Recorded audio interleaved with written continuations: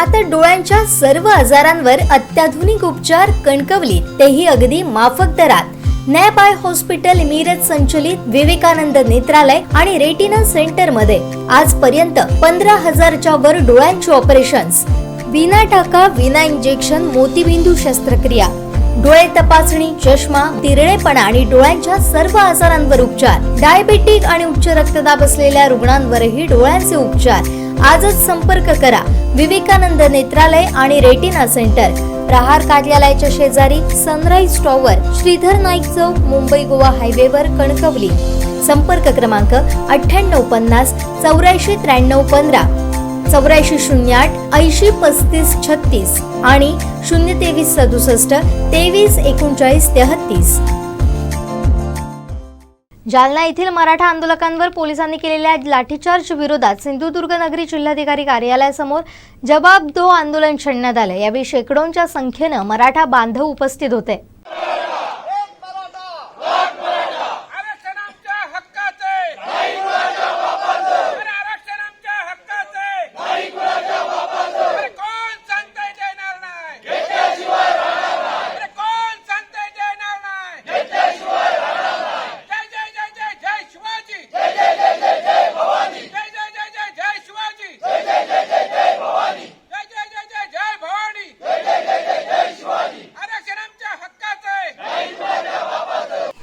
एक तारीखला मनोज पाटील यांनी मराठ्यांना आरक्षण मिळालं पाहिजे यासाठी उपोषण खरं तर गेले 8 दिवस, 1 तारीखच्या आधी सुद्धा 8 दिवस सुरू केलं होतं. 24 तारीखपासून उपोषण सुरू होतं. परंतु दुर्दैवाने 1 तारीखला उपोषण सुटलं पाहिजे म्हणून उपोषण करताना गाडीत टाकून देण्याचा प्रयत्न या सरकारने केला आणि त्याविरोधात तिथले मराठा बांधव आक्रमक झाले आणि आक्रमक झालेल्या मराठा बांधवांना थांबवताना पोलिसांनी जो अमानुष लाठीमार केला आणि त्याच्या हल्ल्यासाठी आज निषेध करण्यासाठी आज आपण सर्वजण एकत्र जमलेलो आहोत. संपूर्ण महाराष्ट्रामध्ये 1 तारीखपासून अनेक ठिकाणी आंदोलनं या ठिकाणी होत आहेत आणि ती आंदोलन शांततेत होण्याचा प्रयत्न संपूर्ण सिंधुदुर्ग जिल्ह्यातील नाही तर महाराष्ट्रातील मराठा बांधवांचा या ठिकाणी आहे. खरं तर एखादं आंदोलन केल्यानंतर त्या आंदोलनाचं स्वरूप कसं होतं हे आपण मराठा महासंघाच्या वतीने आयोजित केलेल्या मराठा मूकमोर्चाच्या या ठिकाणी आपण बघितलेलं आहे. प्रत्येक जिल्ह्यामध्ये मोर्चे या ठिकाणी निघाले. सिंधुदुर्ग जिल्ह्यामध्ये सुद्धा सुहास वांदेच्या नेतृत्वाखाली पक्षभेद विसरून लोकांनी त्यावेळच्या सरकारच्या विरोधात असू देत किंवा मराठ्यांना आरक्षण न मिळालं म्हणून असू देत त्यावेळी शांततेत मोर्चा केलेत आणि त्या मोर्चाला सुद्धा उत्स्फूर्त प्रतिसाद या ठिकाणी मिळाला होता. परंतु सरकारच्या करोना आला, त्यानंतर नवीन सरकार आलं, परंतु मराठ्यांना आरक्षण ज्याप्रमाणे सरकारने द्यायला पाहिजे होतं त्याप्रमाणे आरक्षण मिळालं नाही आणि म्हणून प्रत्येक ठिकाणी मराठा बांधवांच्या भूमिकेबद्दल मराठा बांधव आपापल्या पद्धतीने अन्यायाविरुद्ध न्याय मागत असतो. सिंधुदुर्ग जिल्ह्यात सुद्धा मराठा समाजाला शिक्षणामध्ये ओबीसी आरक्षण मिळालं पाहिजे म्हणून सुद्धा अनेकदा सिंधुदुर्ग जिल्ह्यातल्या अनेक मराठा बांधवांनी या ठिकाणी आंदोलन केलं. त्या ठिकाणी जिल्हाधिकाऱ्यांवर या ठिकाणी अनेक वेळा चर्चेला गेलेत आणि त्यातनं आंदोलन केल्यामुळे काही मराठा बांधवांना शैक्षणिक आरक्षण सुद्धा या ठिकाणी मिळालं आणि हे मिळत असताना आपण बघितलं असाल की मनोज पाटील यांनी एकाच पद्धतीने उपोषण सुरू केलं आणि या उपोषणाला 1 तारीखला वेगळा या ठिकाणी अर्थ लागला आणि त्यानंतर दगडफेक झाली आणि त्यानंतर आपल्या मराठा बांधवांना खरं तर ही आता बाब लपून राहिली नाही की मराठा बांधवांनाच तर भगिनींना सुद्धा ज्या पद्धतीने लाठीमार झाला, ज्या पद्धतीने त्यांच्यावर रक्तबंबाळते झाले, त्यांना अनेक टाके पडलेत, अनेक लोक अजूनही हॉस्पिटलमध्ये आहेत आणि या पद्धतीने लोकांचा रोष, मग कुठलं नेतृत्व कोणी गेलं नव्हतं परंतु लोकांचा रोष या 8 दिवसामध्ये लोकांचा रोष संपूर्ण महाराष्ट्रामध्ये दिसून आला. काल कोल्हापूर बंद होतं, आज सांगली बंद आहे. महाराष्ट्राच्या आज आपण टीव्हीवर बघत नाही परंतु मराठवाडा भाग पूर्णपणे पेटलेला आहे. मराठा बांधवांनी सुद्धा त्या ठिकाणी अनेक प्रकारे बंद त्या ठिकाणी आहेत. मराठवाड्यातले अनेक जिल्हे आजही बंद या ठिकाणी आहेत आणि त्यामुळे सिंधुदुर्ग जिल्ह्यातला मराठा बांधव सुद्धा शांत राहता कामा नये. सिंधुदुर्ग जिल्ह्यातल्या मराठा बांधवांनी सुद्धा आपली भूमिका सरकारच्या विरोधात असू देत किंवा लाठी हल्ल्याच्या विरोधात असू देत ही भूमिका आपल्याला मराठा म्हणून या ठिकाणी मांडावीच लागेल.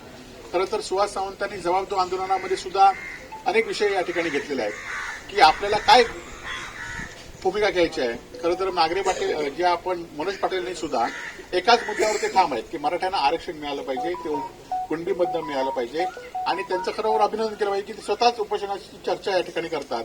म्हणून हे अनेक लोकांची चर्चा न केल्यामुळे हे उपोषण आजही टिकून आहे आणि त्यांनी आजही पण सकारात्मक भूमिका घेऊन 4 दिवस अजूनही सरकारला दिलेले आहे की 4 दिवसामध्ये सरकारने सकारात्मक निर्णय या ठिकाणी घेतला पाहिजे. आणि हा सकारात्मक निर्णय घेताना मराठ्यांना आरक्षण मिळालं पाहिजे, हा सकारात्मक निर्णय सरकारने घेतला पाहिजे. आणि खरं तर आता 4 दिवस आपण गप्प राहून चालणार नाही. तर आज आपण एक प्रातिनिधिक स्वरूपात आंदोलन केलंय. काल तालुक्यामध्ये आंदोलन केलंय. सोमवारी कणकवलीमध्ये मराठा समाजाचा मोर्चा या ठिकाणी निघाला. आणि त्यामुळे ज्या ज्या ठिकाणी आपल्याला पंचक्रोशी असेल त्या ठिकाणी आपल्या लोकांना एकत्र जागृत केलं पाहिजे. मी सावंत साहेबांना विनंती करेन की साहेब, आपण जसं मराठा मुख्य मोर्चाच्या वेळी आपण मोर्चासाठी तयारी केली तसं आपण या आपली भूमिका, मराठा समाजाची भूमिका आपण लोकांसमोर मांडली पाहिजे. त्यामुळे त्यासाठी पंचक्रोशीमध्ये छोटे छोटे मेळावे या ठिकाणी घेतले पाहिजेत. मराठा समाजाला पुन्हा एकदा जागृत या ठिकाणी निर्माण केलं पाहिजे. खरं तर आम्हाला आरक्षण आमच्या हक्काचं आहे, ते आम्हाला आरक्षण मिळालं पाहिजे. आणि आज जर ही निर्णायक लढाई या ठिकाणी आली आहे, एका सर्वसामान्य मराठा बांधव कुठल्याही नेत्याला न घेता आपल्या मराठ्याची ताकद काय असेल, मराठ्याचं रक्त कसं असेल हे या ठिकाणी दाखवून दिलं. आणि त्यासाठी आपल्या सुद्धा आपण कुठल्या पक्षाचे असू देत, आपण पक्षाचे नसून देत, आपण सामान्य कार्यकर्ते असू देत, सामान्य नोकरदार असू देत, तर आपली ताकद, प्रत्येका मराठ्याची ताकद केवढी आहे ही आज मनोज पाटलांच्या नावाने या ठिकाणी आपल्याला दिसलेली आहे. त्यामुळे आपली ताकद आपण कमी लेखून चालणार नाही, तर आपल्या ताकदीचा वापर आपण मराठा आरक्षणासाठी करण्यासाठी प्रामाणिक प्रयत्न सर्वांनी केले पाहिजेत. आपण शांततेत हे आंदोलन करताना खरं तर आमच्या पक्षाच्या भूमिकेकडे जाऊन सुद्धा आम्ही सुहास सावंत जी भूमिका सांगतील त्या भूमिकेशी आम्ही सर्व मराठा बांधव, आम्ही सर्व पक्षाचे शांततेत या जिल्ह्यामध्ये आंदोलन करूया. परंतु पोलिसांनी सुद्धा आपल्या बळाचा न वापर करता आज सरकारने सुद्धा नुसतं 400-450 लोकांवर गुन्हे नोंद या ठिकाणी केलेले आहेत. असेच नाही तर महाराष्ट्रातील आज आंदोलनानंतर गेले 5-6 दिवस वेगवेगळ्या ठिकाणी आंदोलन चालू आहेत. ते हजारो लोकांवर गुन्हे नोंद केले आहेत. ते गुन्हे सुद्धा मागे घेतले पाहिजेत, कारण एखादं आंदोलन झाल्यानंतर ते गुन्हे तसेच राहतात आणि मराठा बांधव त्यामध्ये पिसकला जातो. ते होता कामा नये. आणि त्यामुळे मराठ्याची ताकद, आजही तो विषय धगधगताय, आता 4 दिवस सुद्धा विषय धगधगता ठेवला पाहिजे. यासाठी आपण पुन्हा एकदा आपण सर्व मराठा बांधव एकत्र येऊन हे आंदोलन असंच चालू ठेवूया. आणि आपल्या सर्वसामान्य मराठा समाजातल्या कार्यकर्त्याला, आज कुठल्या तरी पक्षाचं असतं, कुठल्या तरी नेत्याचं असतं, कुठल्या तरी एखाद्या संघाचं असतं तर कार्यकर्ते विचलित झाले असते. परंतु एकट्या माणसाने हे आंदोलन केलं, हे आपलं आंदोलन आहे. ज्याप्रमाणे अण्णा हजारेंनी दिल्लीमध्ये आंदोलन केलं आणि त्या आंदोलनाला यश मिळालं, तसंच यश मनोज पाटलांच्या सुद्धा आंदोलनाला मिळेल असा माझा ठाम विश्वास या ठिकाणी आहे.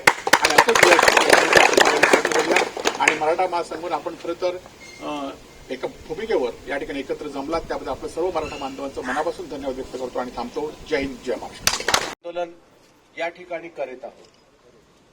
जबाबदार आंदोलन करण्यामागची जी भूमिका आहे त्याच्यामध्ये आपण सिंधुदुर्ग जिल्ह्याच्या वतीने आपण एकंदर 4 मुद्दे घेतलेले आहेत.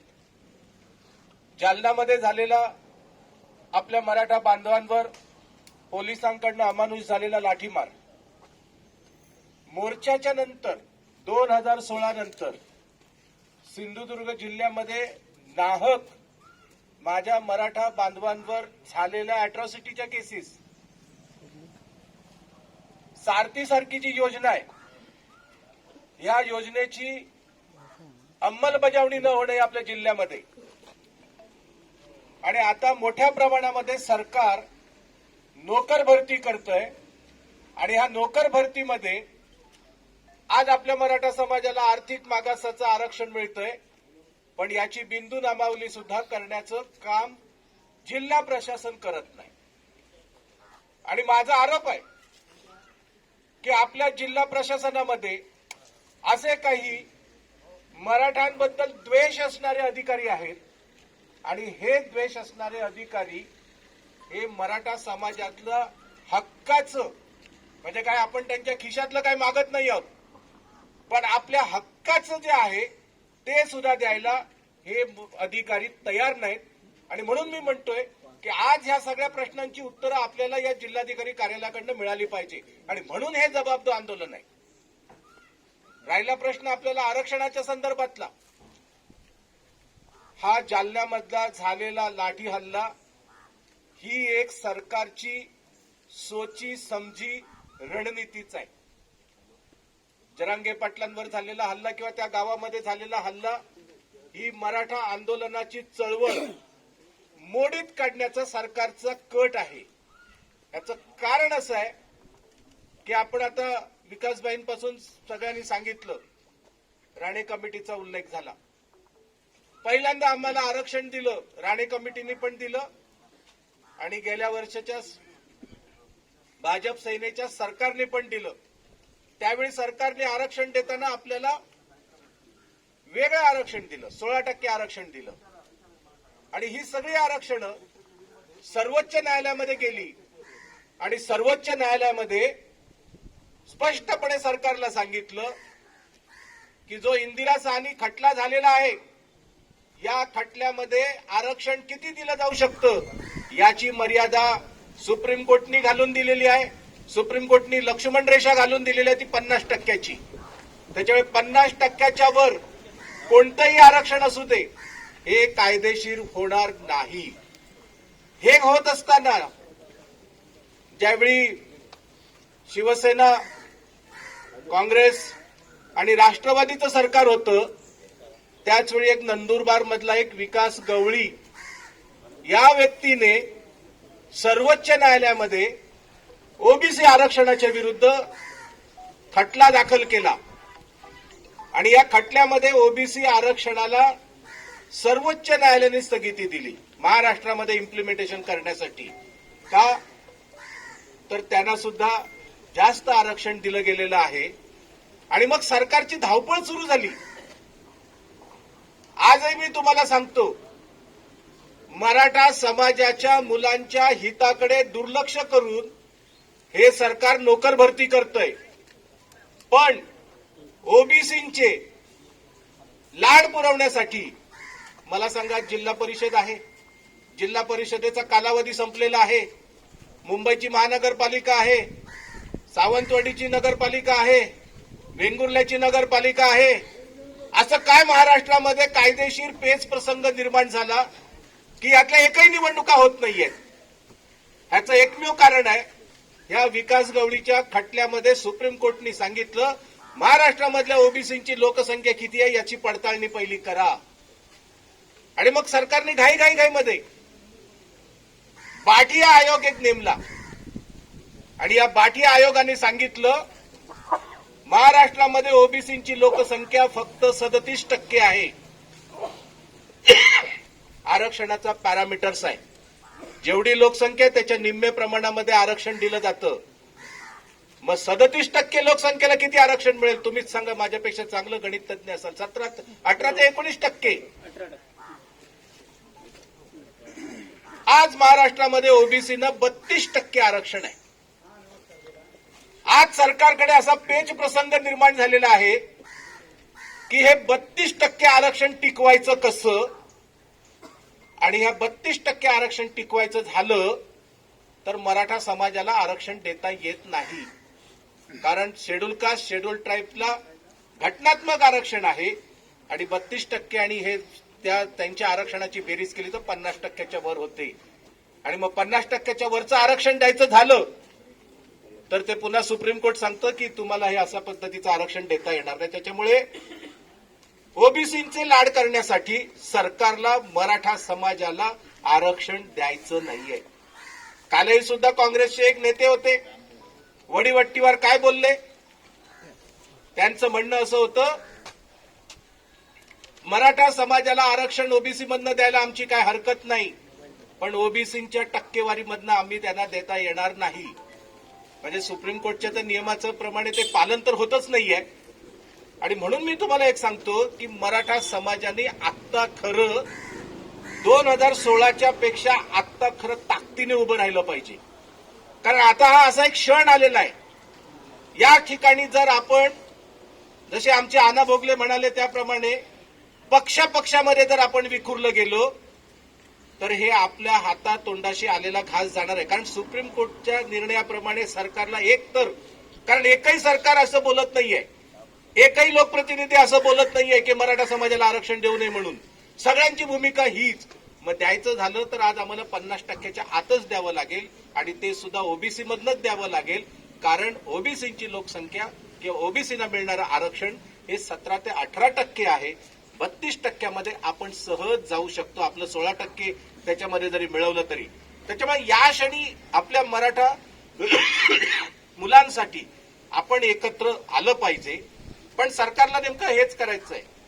तोडा फोडा झोडा नीतीमध्ये मराठा एकत्र आला नाही की मराठ्यांची आरक्षणाची चळवळ हळूहळू संपेल आणि हा प्रश्न पुन्हा जुन्या काळामध्ये जाईल आणि मराठा समाजाला मग आरक्षणात देण्याची गरज नाही, अशा प्रकारची भूमिका ही सरकारची आहे. आणि म्हणून सरकारने हा लाठीमार केला. नाहीतर लोक किती जमले आणि पोलीस किती होते. एवढे पोलीस त्या ठिकाणी जाण्याची काय गरज होती.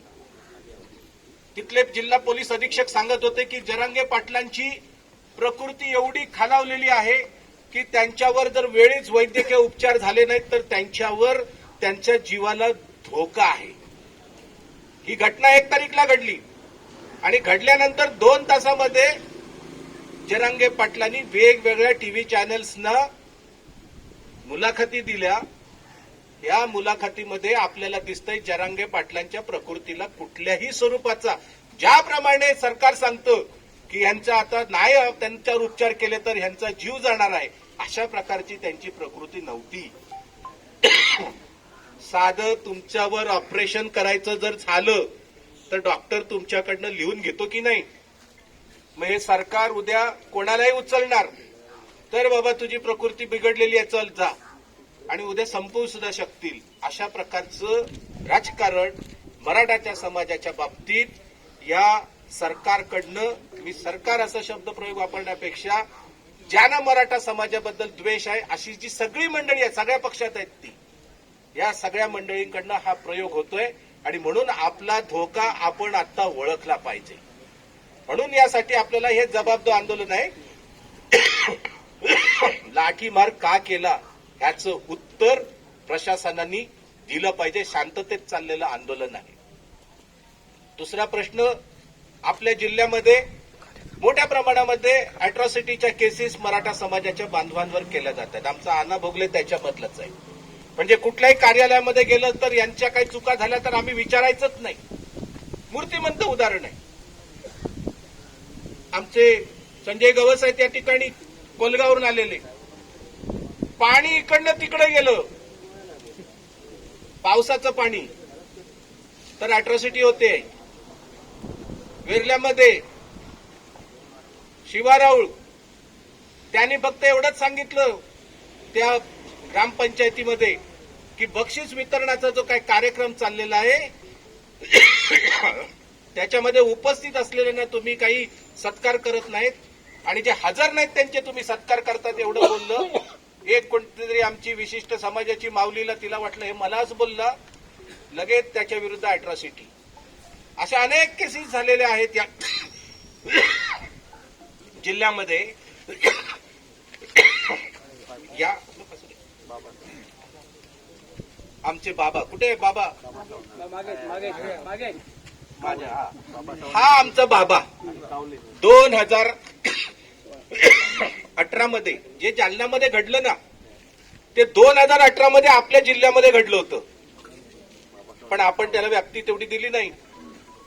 आज सुद्धा पोलिसांवर हल्ले केले म्हणून जालन्यामध्ये आमच्या अनेक बांधवांवर केसेस केल्या.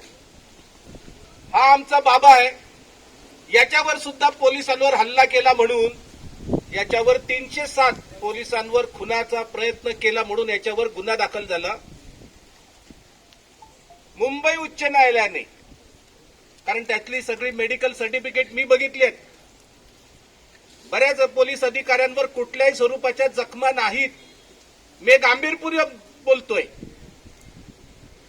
असं वैद्यकीय अधिकाऱ्यांनी अहवाल दिलेला आहे. आणि एका पोलिसाला फक्त डोक्याला खरचटलं, काय डोकं बिकं फुटलं बिटलं काय नाही, फ्रॅक्चर पण झालेलं नाहीये. मुंबई उच्च न्यायालयाने बाबाच्या बाबतीत निर्वाळा दिला की हे जे काय पोलीस घेऊन आले 307 ची केस बाबाच्या बाबतीत, ही जखम ज्या काय सांगतायत या 307च्या खटल्यामध्ये पुरेशा नाही आहेत आणि म्हणून बाबाला जामीन दिला. पण आमचे पोलिसांनी या मुंबई उच्च न्यायालयाच्या आदेशाकडे दुर्लक्ष केलं आणि आरोपपत्र पाठवताना मात्र बाबाच्या विरुद्ध 307 खाली पाठवलं. म्हणजे हे आणि हे आमचे दिवसभरातले सर्व अपडेट्स, ताज्या घडामोडी आणि थेट लाईव्ह पाहण्यासाठी सबस्क्राईब करा, लाईक करा कोकणचं नंबर 1 महा चॅनल कोकण 7 लाईव्हचं YouTube चॅनल.